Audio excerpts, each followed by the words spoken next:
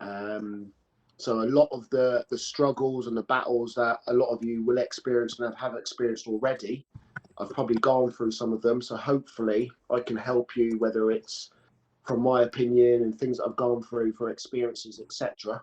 And I can give you a point of view on it. So yeah, feel free to fire away from any angle, whether it's George, Shane, or Luke, David, Roman, anybody. And like I said, I'll try and answer the best I can. Yep, so Sam, first one from George.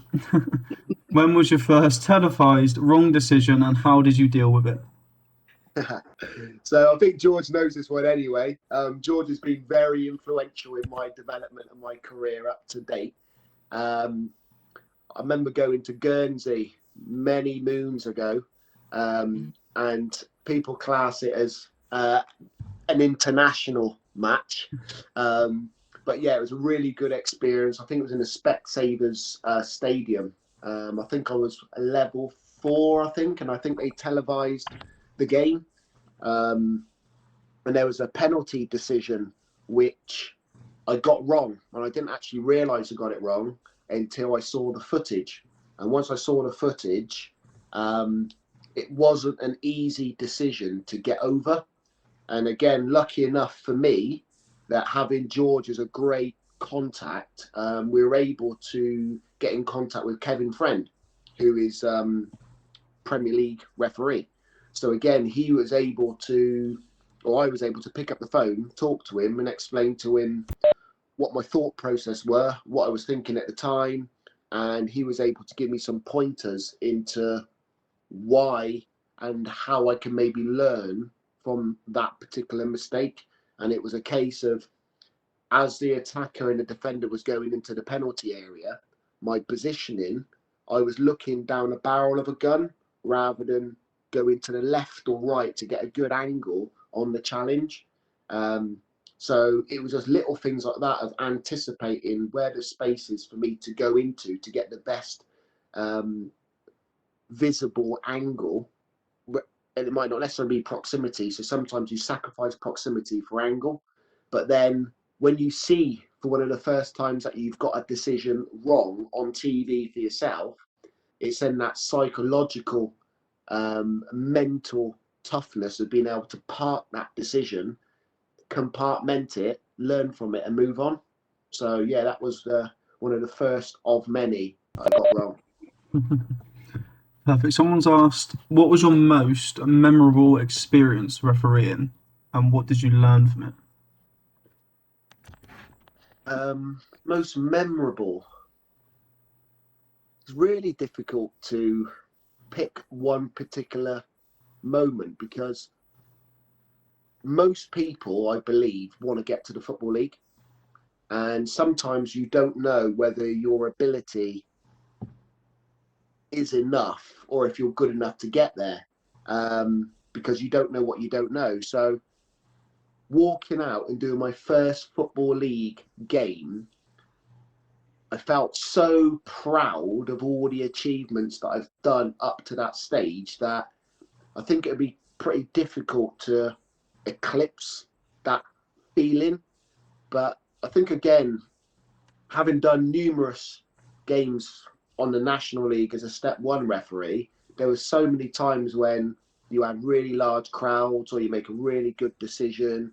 But even like some of the decisions that you get wrong, they're memorable for different reasons because they're really good opportunities to learn and to find a bit more about yourself. Because a prime example would be a decision that I got wrong 3-4 years ago at Woking, where I give an indirect free kick for offside for a back pass, and yeah, at the time I wanted the ground to open up and just take me away because what happened? The ball was out on the left wing, roughly in front of the technical. I was on a halfway line, and you had a defender and attacker there, and where I was positioned, probably 10 or 15 yards in field, and the ball got played back from a defender to the goalkeeper. And it was a lapse of concentration because I was doing really, really well that season. And my coach had told me all I need to do is to concentrate on getting my decisions given quicker. So I was really like, if it's a free kick, whistle, bang, bang, and giving these things really quick. So when the ball got played, it looked like it got played by the attacker and not the defender. And over the comms, because obviously we had the radio mics at that point as well, is the assistant referee said played by, I think he said played by defender or played by attacker, one of the two, but he put the flag up as well. So in my head, I was confused. And then as the attacker got the ball, he went around the keeper. For whatever, in my mind, I thought it'd be sensible to blow the whistle to prevent a goal being scored. So therefore, it can't be a key match decision, and therefore give the offside. So I waited for him to just go around the keeper, and I thought, before he kicks it in, I'm going to blow the whistle and give an offside. As soon as I blew the whistle, players went berserk. And I knew then that I'd got it wrong. And I thought, do I just stick with the decision that I've made, even though the assistant's gone with me as well and put the flag up? I thought, right, how can I buy myself some more time? So I went over to the assistant referee and said, it was played by an attacker. He's like, oh, was it? I was like, yeah, I'm sure. He's like, oh. And I thought, do you know what? We just got to restart with an indirect free kick. And the captain for Woking come running at me, really angry. So to compound it, I had to caution him as well, knowing full well that I got the decision wrong. I'm restarting with Law, incorrect, with an offside, when I knew it should have been a restart of a drop ball because I've stopped play. But I just thought, do you know what? If I'd have restarted with a drop ball, it would have been bedlam. The players have gone crazy. I thought, you know what? I'm just going to stick with the indirect free kick. And it was in the 42nd minute. And the manager for Woking was Keith Hill, and they were drawing and they needed to win. And he ended up getting the sack. And he'd come in afterwards and he was like, thunder. And I said to him, look, I've got it wrong. I'm really sorry I've got it wrong. And there wasn't really much he could do about that. But that's one memorable moment that I'll never forget. But I'll never make that mistake again. So it's one that I always talk about, and one that I think everyone in the country who saw it was able to learn from my mistake as well. Perfect. So on the topic of mistakes, so when, like you said, with all your games or most of your games being televised in some way or YouTube from the club's perspective, with when you do, or if you do make a mistake, what is your opinion on the people analysing the pundits, let's say, or do you go onto their social media to have a look at? Oh, No, so I don't.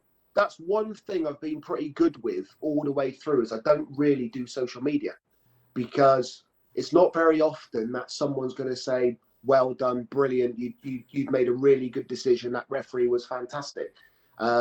So for me, I'm my biggest critic. No one can criticize my performance more than me, because I want to do as well as I can. I want to learn as much as I can. So as long as I know why I've got a decision right or wrong, and I understand the process, and I talk it through with my coaches, and I have a look on something called match review. So we do we clip the footages, we give our opinion, what we thought at the time, what we think the correct outcome should be, and then our coach comes in and gives us some comment on that as well. So it's sort of like that two-way development. So I don't really look at social media so much. Obviously, I look at the clips. I look at some of the Sky Sports highlights on a Saturday evening, and then I watch Quest on a Saturday night, a little bit like Football League Match of the Day, just to see whether the pundits on there are giving me a hard time or giving any of my colleagues a hard time, and then have a little look and see what's going on around the circuit. Oh, perfect. So a lot of our referees, I think, in here are about level 6-5s at the moment. What tips would you give them, or what tips did you use to stand out at their category to kind of go through the promotion? So again, like I said, I'm really, really lucky that when I started, obviously I was playing at Chippenham at the time, and George was the club secretary, and obviously very involved in developing referees, and said that he would look after me. So a lot of that development, a lot of the support, I wouldn't be here today if it wasn't for George. And I was really, really surprised how he wasn't utilised as much as he should have been done with the Wilts FA, because, like I said, the development wise, it was second to none. Absolutely unbelievable. There's no way in the world that I would be here today if it wasn't for George. So I think at level 7, 6, and 5, I think I was lucky that I had a small little network as well of a couple of referees called Adam Penwell and Sabastiani, and they were at a couple of levels above me. So I was able to sort of tap in with them, have a bit of a chat. I was fortunate enough to get involved in the development group, which George was running with some of the Southwest counterparts. So learning from other people within those groups, and also trying to not do too much all at once. And if I'm a level 7 referee, even though I went from 7 to 5, some of that was on, I wouldn't say momentum, but obviously George guided me, supported me. But obviously, having played the game a little bit, some players sort of like my credibility in giving a foul. They would, oh yeah, he knows what a foul is, and I could sell it and buy into it a little bit, even if it wasn't. So little things like that really helped me as I progressed. Oh, nice one. With and this might be a question for you and George. So with, I think networking there was the key element to kind of, it helps you in those aspects. How with the referees in here, if they want to do a networking now, what is the best way to do it? Is it So, RAs or? so if it was me starting again as a level 7, without a doubt, I'd have. Sorry, George. I would have George in my corner without a doubt. I would ask questions. I would listen. I would try and understand what it is I'm doing and why, and try and believe in yourself. Stick to the basics.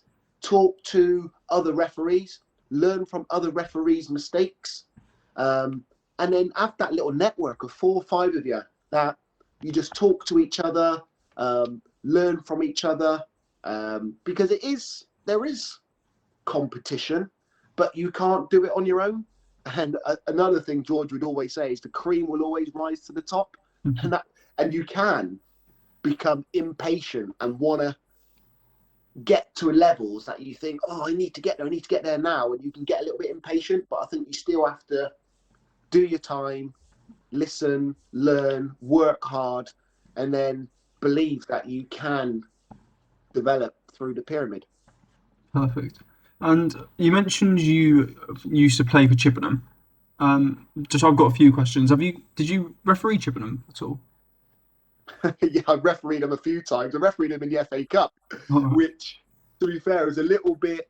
I don't know if it's good appointment from the FA or the PGMO, but I guess if you haven't been playing for a team for a certain period of time and you've got no allegiance towards them, then credibility, integrity is what it's all about anyway. But it can put you in a little bit of a precarious position if you're making a decision which is contentious, and it's a big game. Imagine if it's the FA Cup first round and Chippenham are playing Bath, and I've played for both teams, and I give a penalty in the 91st minute, and it's not a penalty, and I've been proven incorrect.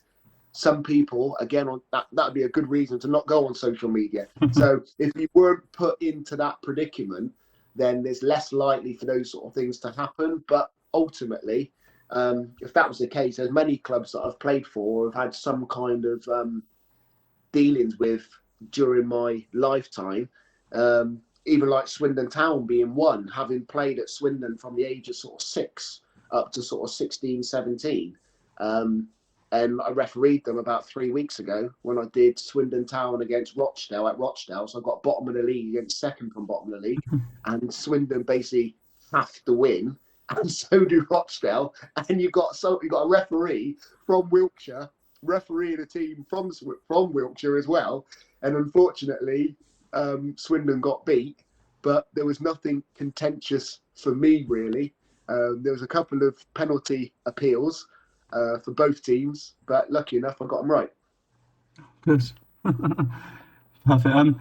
With so obviously with your promotions and now being Football League referee, you obviously went through all the levels and below that. But what were the key differences between all those levels? Is there anything that you need to do differently to get to Football League compared to the league below, or anything that stands out that you can remember? So I think obviously when I was starting off, I remember, and I keep mentioning George. Like obviously George was like the good angel by the side of me, um, but it can be quite lonely at times when you're level 7, level 6, and you're going out and you're doing supply league, and it's cold and it's wet and it's windy and it's you've got some. If you're a youngster in that as well, which I wasn't, but it can still be a little bit intimidating. So I think you still have to be brave and be confident to make those brave decisions. And again, you're working with club assistant referees, so therefore you're trying to run a different type of diagonal and be involved in positioning from corner flags have to be a little bit different to make sure you can see the goalkeeper and you can see where all the players are. Um, and then obviously you then need to make sure you've got an exit strategy. If obviously from a corner kick it then breaks, you're not running through a crowded of players. So little things like that are more difficult and more challenging. But obviously as you get through and you get to sort of like level 4 and 3 and you've got neutral assistant referees, it becomes a bit easier. But then for me, it becomes difficult in knowing how to manage my assistant referees. What did I want from them? What was the expectation for them to assist me managing the game and refereeing the game and not insisting in coming in on decisions which I might not necessarily want them to come in, because ultimately, if you're the referee, you're the man in charge. And you want your assistant referees to come in and help you and assist you and not come in refereeing from the touchline and coming in to help you. So it was about trying to make sure you kept that eye contact and that body language and just communication in. When I'm in this area, I might want you. When I'm in this area, I probably don't want you unless I'm looking at you. So making sure you've got all those non-verbal communication skills, because like you said, now I'm lucky that I've got a microphone and I can talk to people through the comms. Um, so they were some of the challenges coming through. But even like when I got to 2A and you have got the comms, you then start to rely on them and you start to forget about the non-verbal stuff. So if it's raining and they don't work very well, you start to forget about the little pointers down here for which way you're going for a throw in, or and having that eye contact. If the ball's gone out of play and it's only just gone out of play and you don't know, having a look down the line from your diagonal. So little things like that you still have to remember and you keep in your armory just in case your comms do fail and you don't become lazy. Um, but then the downfall of having comms is sometimes you get too much communication down the mics and it can just put you off. So there's good and bad for all of it, really. Oh, nice one. With if we go back a bit now, so when there were some questions before you got to where you are now, basically. So what originally made you get into refereeing? Um, I initially didn't want to be a referee. Refereeing was never, ever on the radar. I always thought, excuse the language, but why the hell would I want to be a referee? What in my mind would I want to be a referee for? Because the amount of stick that I gave referees, let alone the amount of stick that referees take, I thought, nah, no way. But I think obviously when I was coming to a point in my playing career where I thought, you know what, I can't do this forever. I need to put a strategy in place of what I can do when I can't play no more. And I'd done my coaching badges. Um, and again, at that point, I was at Chippenham. I spoke to the manager and I said to him, what's your thoughts about management? What's your perspective on it? And I had a young family at the time. And he said, well, it's 24/7 because obviously training, players causing a problem, going out scouting. And it was just 24/7. So management, if you're looking to sort of downgrade, not for you. And I thought, okay. And I think it was George who suggested to me, what about refereeing? I thought, you having a laugh, refereeing. And obviously, again, he said he'd look after me. And it was like 2 weeks later, I think there was a course. And lo and behold, I got on the course. And here we are today. So it was more about when I then said, right, can I now make a difference? Can I give something back? Can I be one of those referees that I wanted when I was out there, because I had a perception of referees being headmasters at school, police officers. They're all in charge. They want this power and stuff like that. And for me, I found that quite negative in my perception.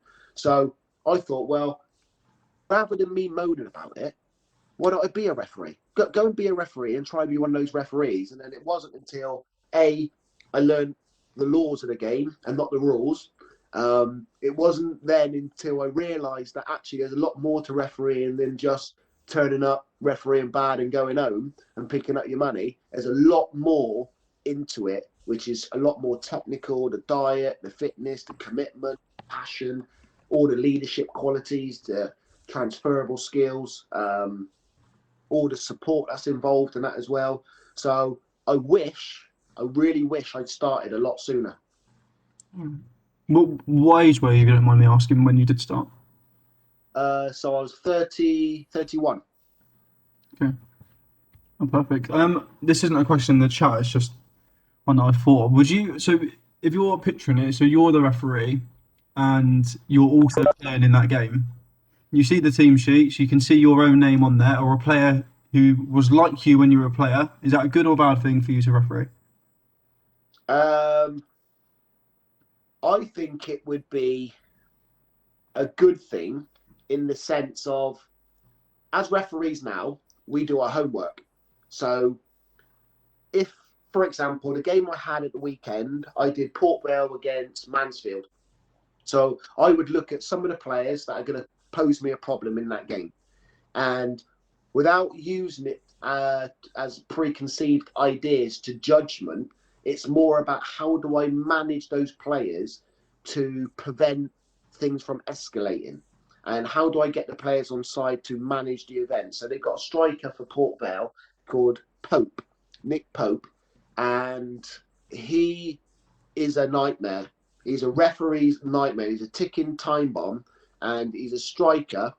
He's coming to the end of his career. It's the last game of the season. He's got no contract. He's normally on the bench, and he's starting. And when he jumps up for aerial challenges, he uses his elbows and his arms, and he's very, very physical.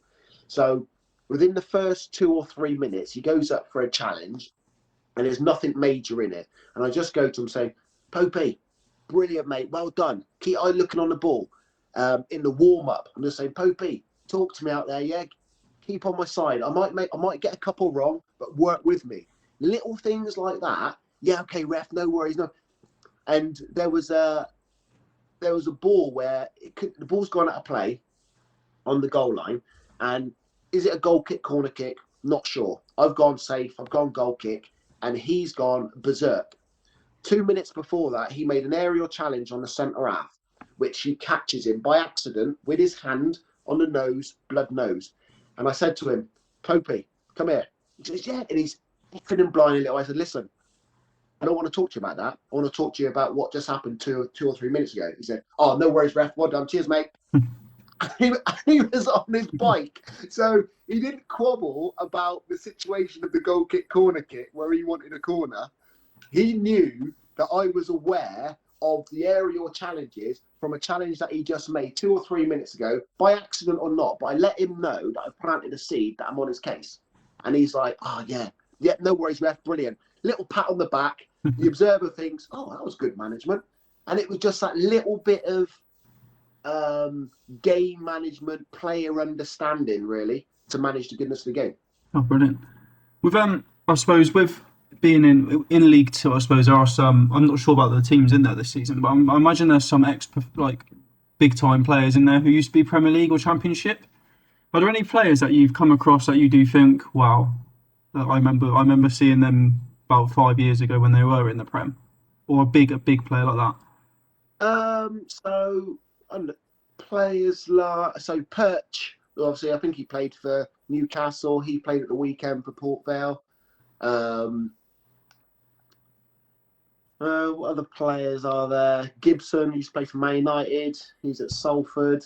What about under 23 games that you might have done where they've dropped down from? Yes, obviously in the past I've done, obviously last season, seasons before, I've done under 23s. You don't do them anymore, but obviously I do League One and League Two now. But one game that does resonate with me is doing Arsenal against Man City in the under-23s at the Emirates, and there was a lot of social media coverage because I sent off Jack Wilshere, and obviously then I think he's not long come back from injury. Big established players in England international, and obviously I come in and give him a red card on one of his comeback games to get in fitness for violent conduct.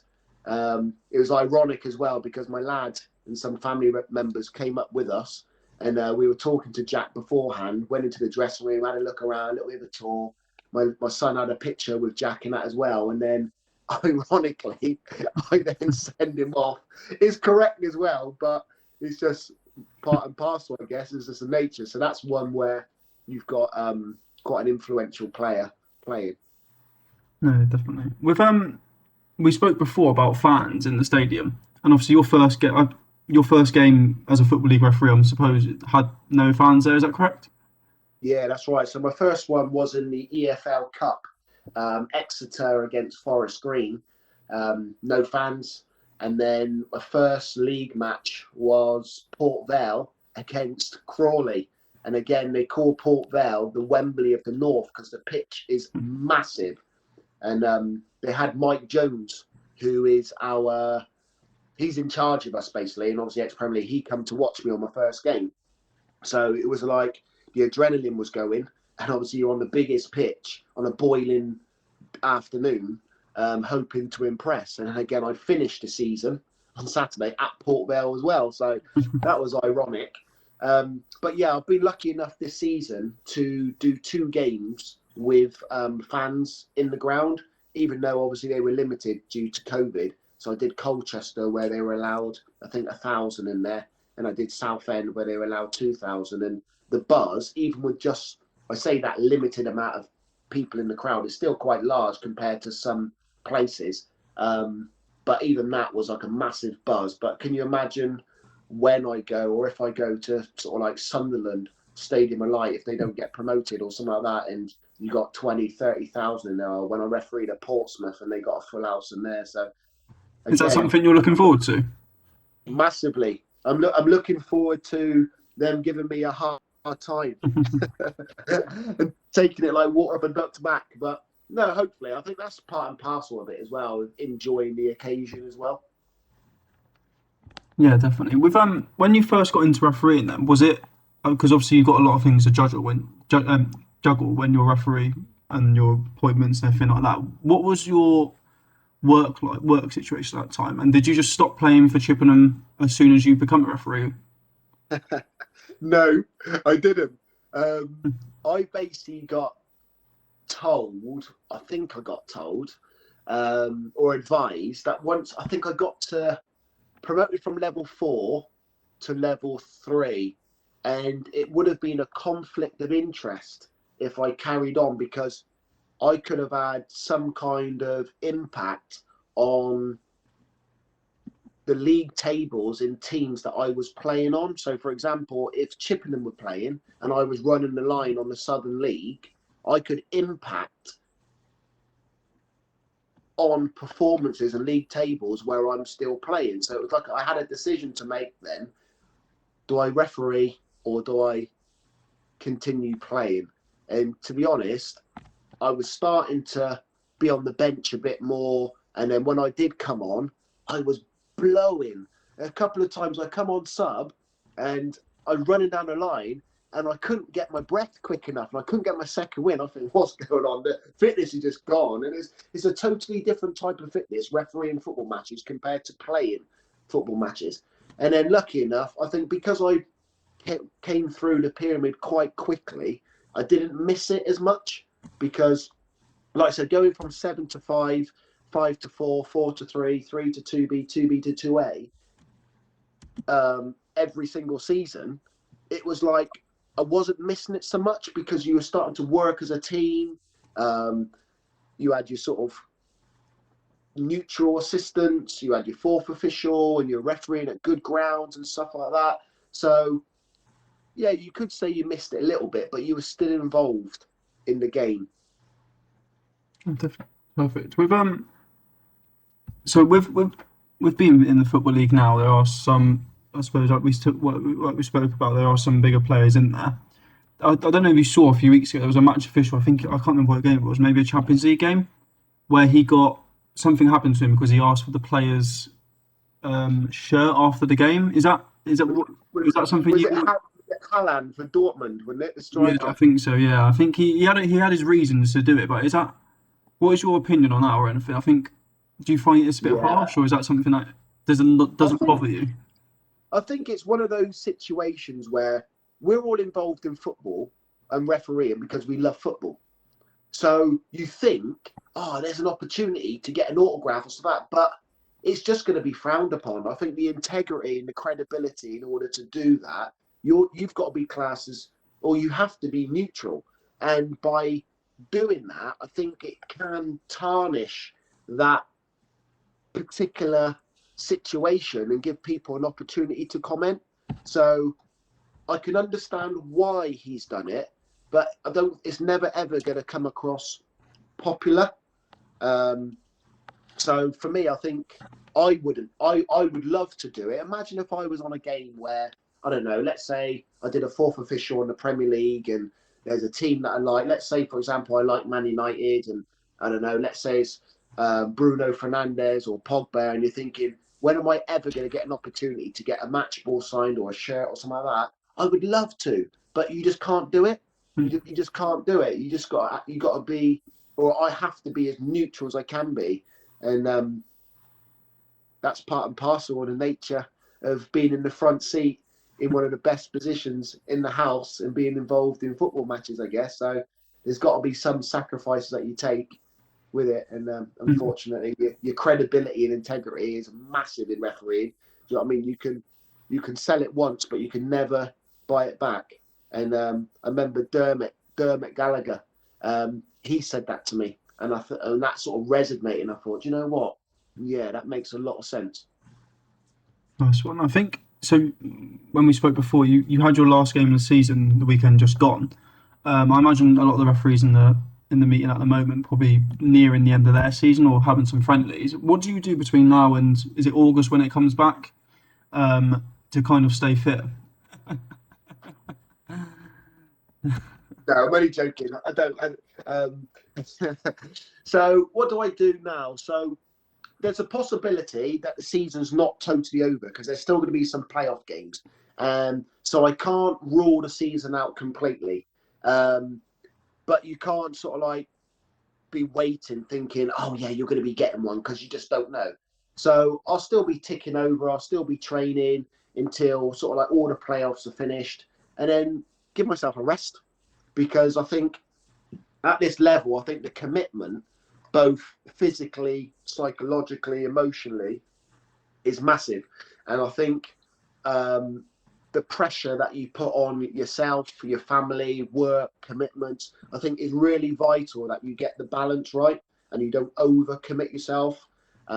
So I will try and give myself, I don't know, 3-4 weeks rest physically, even though I'll probably end up doing a few walks, running around with the kids, etc. Maybe go to the gym every now and again, but nothing major. Spend as much time with the family. Try and make amends for all those times I'm going away midweek to games and having overnight stays, and my little girl, my son, not seeing me for a couple of days. And then obviously with my good lady, make sure I spend some quality time with her and let her spend some of the money that I've made this season. So I think it's about just getting that balance right. But I will miss it because I love it. And I think when you're refereeing well, which this season I've refereed really well, and I didn't start fantastically, but I finished the season really well from sort of November onwards. It's a bit like you want the season to continue, but at least you know you can go into next season with momentum, knowing that you've learned a lot, as long as you don't forget it over the summer, which my coach said to me, just make sure you don't forget everything we've done. I was like, of course I won't, Paul, I won't forget it. So I think it's important to take stock, look at some of the lessons you've learned, put down a couple of pointers, build a small little network and have some small goals. So sort of short, medium and long-term goals. Don't set your sights up too high and then reevaluate again come sort of October and then some small goals again to Christmas, and just break the season down into small chunks, really. Perfect. And with your kids, and I'm guessing they understand you're a referee and you're on TV now and again. Do they watch your games, or do you tell them They're when not. you're going to be? They're not interested. I'm trying to tell them, look, look, look. What do you think? Is it a penalty? So I talk to my son. He's 14. Obviously, he plays football. And sometimes I'll be looking at a decision that I made. I'll be like, "What's your thoughts?" He goes, "Got it wrong, Dad. It's wrong. It's a penalty." And I'm like, "It's never a penalty." He goes, "It is." I'm like, "Okay, well, we'll see." Observer rings. Yeah, penalty. All right, you're right.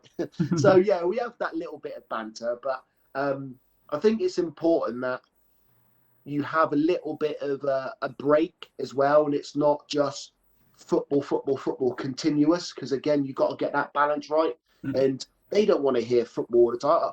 Having played football all my life and been involved in sort of like semi-professional football and refereeing, it's quite a long time. So I've got to try and show an interest in their lives too, whilst everything doesn't evolve around me. So no, I think, like you said, they do show some attention every now and again, but most of the time, not really.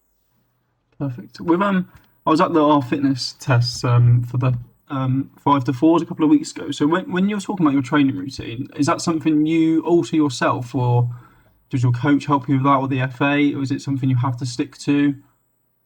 So we're lucky. It's funny, isn't it? I think the higher you go, the more support and the more resources you get thrown at you. And ultimately, you need more of that at the lower levels. It just seems like a massive quandary. But don't get me wrong, there's a lot of support around for lots of people. We just don't always utilise the right people and the right support.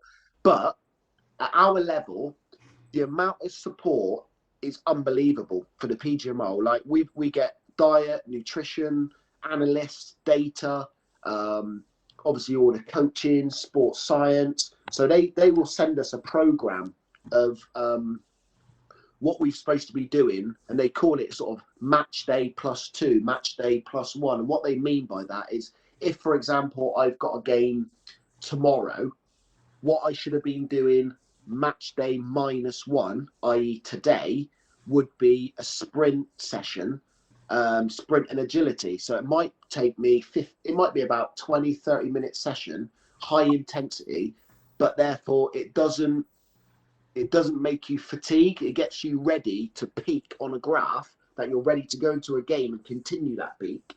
And then obviously then naturally come down and do some recovery session the following day. So our program for the week will be set out. So for example, on Monday might be, so my game Saturday, Sunday will be a recovery session. Today would be a gym session where I do strength and conditioning. So it might be higher weight, less reps. Tomorrow might be a HI session, so high intensity. So it might be a case I'm doing loads of pitch running, so running to every line and back on a football pitch, doing diagonal runs around the pitch, and they're timed. And obviously you wear a heart rate monitor, and all that data is submitted to the PGML to monitor whether you're working in the right ranges. And then Wednesday might be a rest day. Thursday then might be strength and conditioning in the gym. Friday then going to be a sprint session ready for your game on a Saturday. And obviously you get marked every month based on how much you've kept to that routine, and it gets scored. And then someone might come back saying, "Sam, you haven't done a HI session. Why is that?" So do you know what I mean? You have to then answer those questions and stuff like that. So we're lucky to get a program written for us. We then get sent nutrition and diet and the type of foods that we should be eating and shouldn't be eating. We get like a psychologist who can talk to us about parking decisions, how we're feeling, our health and well-being. So there's so much support put in place to try and bridge those small little percentages to make us the best we can at 3 o'clock. And that's supposed to be the motto. Oh, brilliant! Is that where have you got any further goals in refereeing? Then is there anywhere you would like to go from the football league? I want to get to the Premier League. No, I know. For me, of course, I think a lot of people, they don't really want to say it. And of course, I want to be a Premier League referee. Of course I do. But that doesn't mean I'm going to be one. Because you don't know what you don't know, and you don't know how far your ability will bring you. And these are fundamental things that George installed into me from from day one in not being too big-headed. Keep your feet on the ground, learn, listen, work hard. Don't disrespect your peers. Because again, as much as I want to be the next Premier League referee, so does all the other Football League referees. So does the select group too. The guys who are already on the Premier League, they don't want to come off. They want to stay there for as long as possible. So you have to respect your peers that you're with, but know that you will work your hardest to be the best you can. And you'll liaise with as many people to bridge those small little gaps and learn from those mistakes. You'll learn, listen, work hard, you'll be motivated, you'll have resilience. And they're all fundamental things that if you strive to get to the top and you end up being a Football League referee, that still can't be bad, can it? Because No. I appreciate where I am already and I love it. But the aim would to be a full-time referee. Another goal is I want to get my 3 Lions. I cannot believe I've not got my 3 Lions yet. I need to get a 3 Lions. So I need to referee well. I need to get on a cup final. I need to be involved in something where I can try and get my 3 Lions. So they're two. I'll say 3 Lions is next one. Getting to select group 2 would be another one, and also just refereeing the best I can week in, week out, and be an established, good Football League referee. Perfect. No, yeah, I definitely hope you get there. With being in the Premier League, if you got there one day and the VAR was still there, is that something you would look as a challenge that you would accept, obviously, or is that something you would?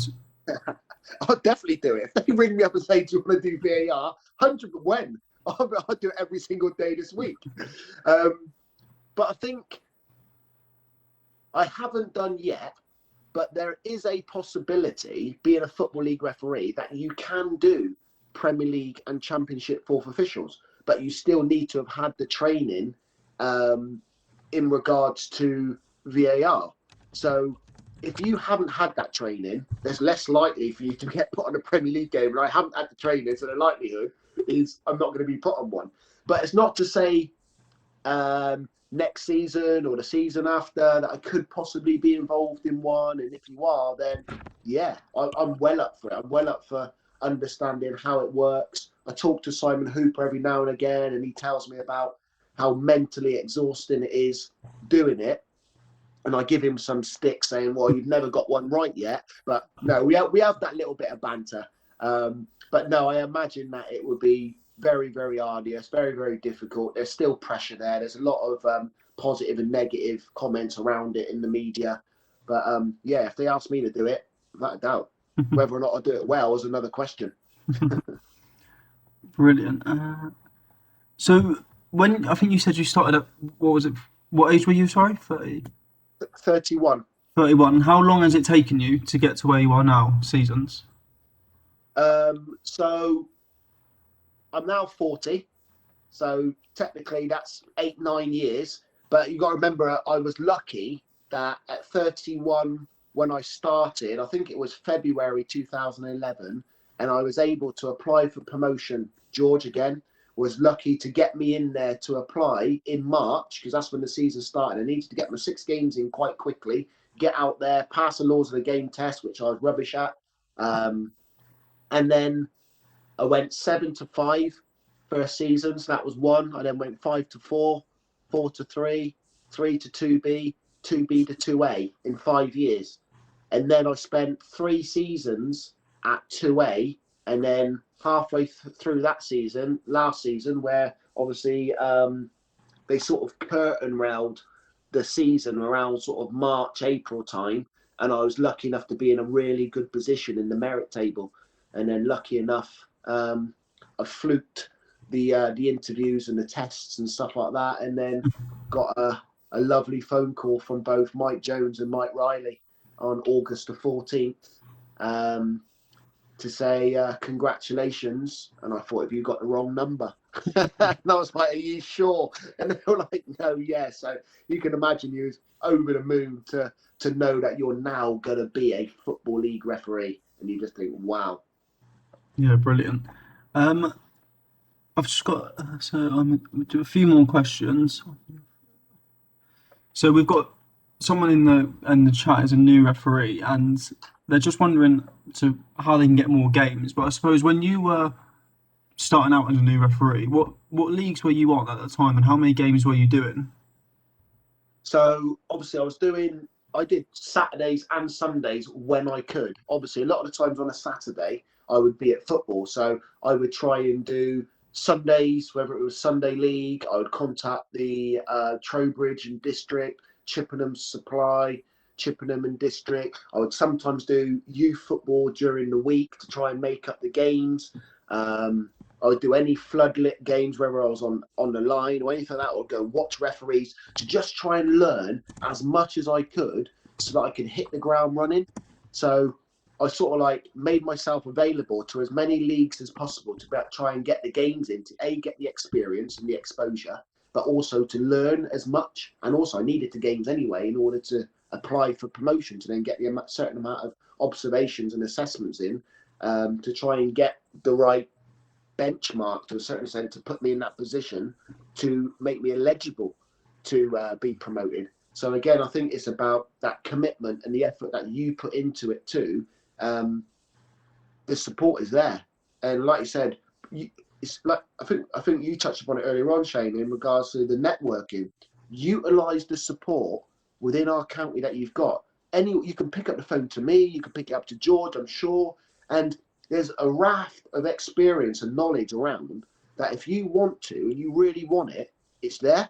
And then I don't want to say the world's your oyster, but there is a lot you can achieve within it. I don't think we publicise it, and I say it to some of the powers of be within the PGMO, that we don't promote the role of a referee and all the benefits well enough. I really don't. And a prime example of that is, you remember that session that they showed it on telly with Jamie Carragher and Gary Neville and stuff like Yeah, that, and all the positivity that come off the back of that. There's so much of that going on that we just don't publicise it. There's so much good work we're doing and support, but it only seems like certain groups of people know about it. But we need to communicate better and to support each other and not be scared to pick up the phone and say, can you help me? What's your thoughts? What was your opinion on this? Just like George did for me. I was able to pick up the phone with Kevin Friend and say, Kevin, what's your thoughts? And you think, I'm a level 4 or 5 referee, picking up the phone to a Premier League referee to give me that expertise and that knowledge. They will support and help you. Like me, I don't see myself being any better than you. I've just been fortunate and lucky that someone supported me, helped me. Why can't I give some back too? brilliant.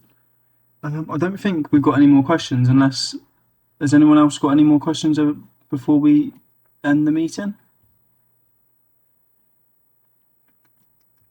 Doesn't look okay. Here we go. There's a few.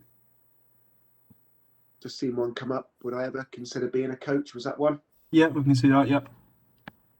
I think for me, I think it is. I would like to be a coach, but what I've got to be careful of is saying yes all the time, because I work in the fire service full time. So you've got Fireman Sam in the fire service, and then not necessarily full-time referee, but the commitment and the time, as you can imagine, the fitness, the traveling. I've got 2 children. I've got a very important wife that I want her to be my wife for a long time.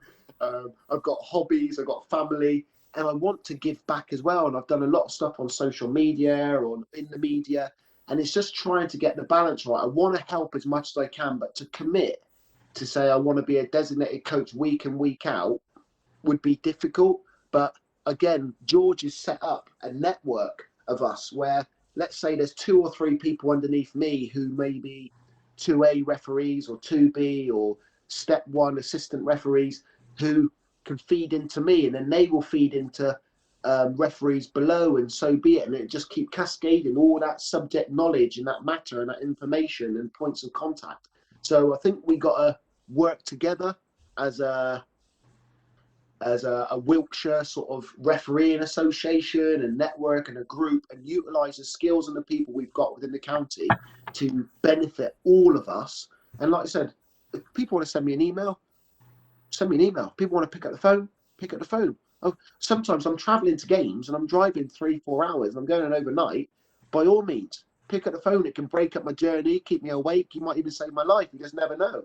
So, yeah, I'm here to help. So utilize us.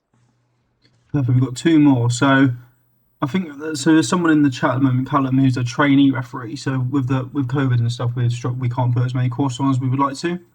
As a trainee referee, I suppose you were never in the situation you qualified, but I suppose experience is still key, isn't it? So if they can still referee games that haven't got a qualified referee, that's going to help you and put you in good stead for when you do qualify. Yeah, definitely. I use an example. So I refereed a game on Saturday, and then my lad plays for Trowbridge Town, and they didn't have a referee. So I said, okay, I'll referee it. So I went and refereed it down at Leafy Lane and did Trowbridge Town under 15s against Corsham. And I was never going to take a payment for it. No way in the world. So I went and refereed the game. I was going to say I refereed it badly, but I refereed it okay. And it was a experience for the players as well, because I used my spray as well. I know I shouldn't.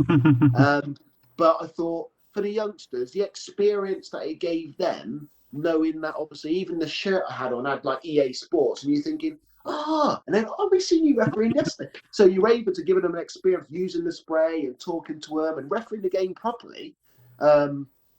Just gave them that bit of experience. So there's loads of little benefits that you can do, even if you are a trainee referee, and just sorting out your admin, you're planning for the season ahead and building up your network and looking at your knowledge of laws of the game, because you can't know enough.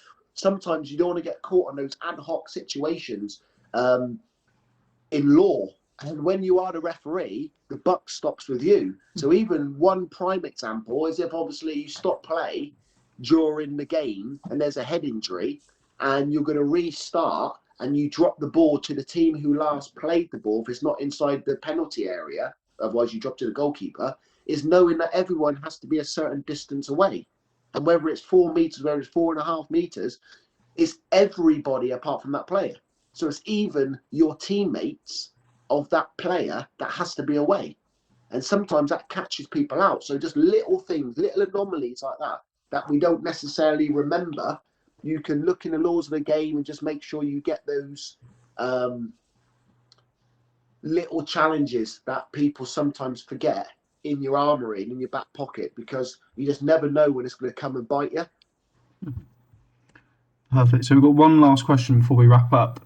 I'll let you have some time to think about this. So it says, if you could add any rules of football, what would it be and why? I quite like, and I don't know how it would work, but the no offside. I think it would be carnage, and you'd get goal hanging. But I think it was Marco van Basten. I think he's trying to suggest it via FIFA a few weeks ago, of bringing in a similar offside law to hockey, where I think it's only in sort of like the attacking third or something along those lines where you can be offside.